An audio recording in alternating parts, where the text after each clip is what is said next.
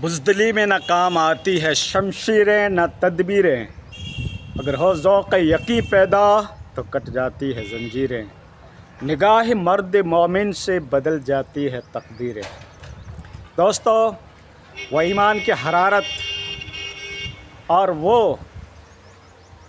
لاہ عمل اور وہ جذبات، وہ ایمان کا پاور، وہ اخلاص، وہ امت کی فکر، امت کی لگن،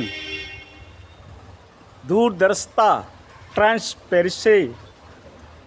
اور امت محمد کے بارے کے مستقبل کے اوپر کوئی لاہ عمل تیار کرنا، کوئی بیسٹ اسٹریٹجی بنانا، امت کو متحد رکھنا، قوم کو ایک جٹ رکھنا، ایک پلیٹ فارم محمدی پہ آ جانا، اس کی اشد ضرورت تھی۔ اتحاد امت کی اشد ضرورت تھی، لیکن قوم نہیں سنبھلی، قوم نے نہیں مانا، بس وہ دنیا داری کو اہمیت دیتے رہے، مادی پرست بن گئے، دنیا کے اسباب کے پیچھے پڑتے رہے اور زندگی کی دیگر ریکوائرمنٹ کو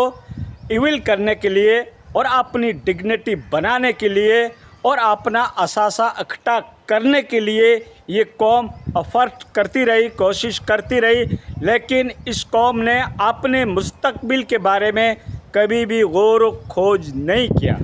معاف کرنا، اب وقت آپ پڑا ہے دوستو، اور مجھے تو پہلے بھی لگ رہا تھا کہ چمن دشمن، شجر دشمن، شجر کی شاخ بھی دشمن، کہاں جائیں دل اشیاء لے کر،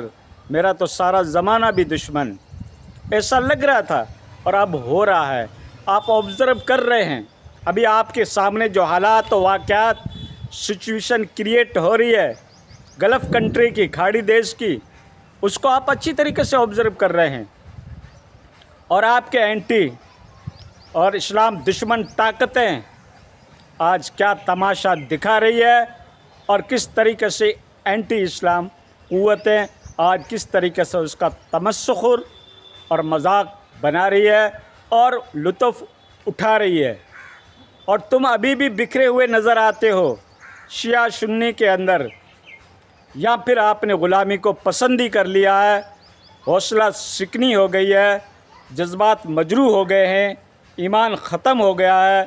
تبھی تو کیا ہے کہ ہمارے دیگر ممالک جو ہیں وہ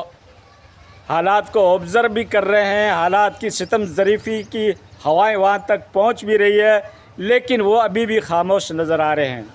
کوئی اتحاد نہیں، کوئی اتفاق نہیں، کوئی امت کے بارے میں فکر نہیں۔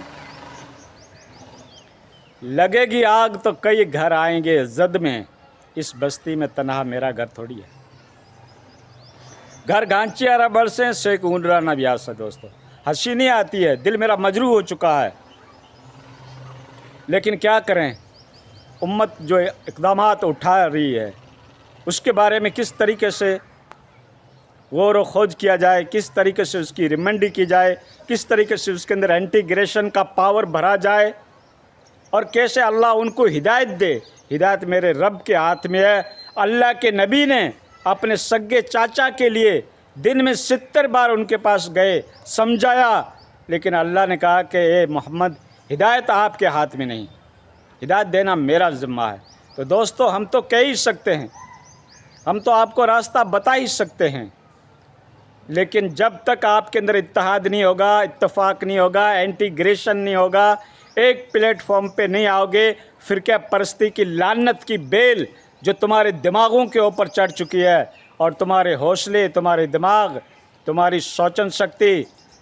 کو ساری کو انہوں نے گھیر لیا ہے، اس بیل کو جب تک تم ختم نہیں کرو گے،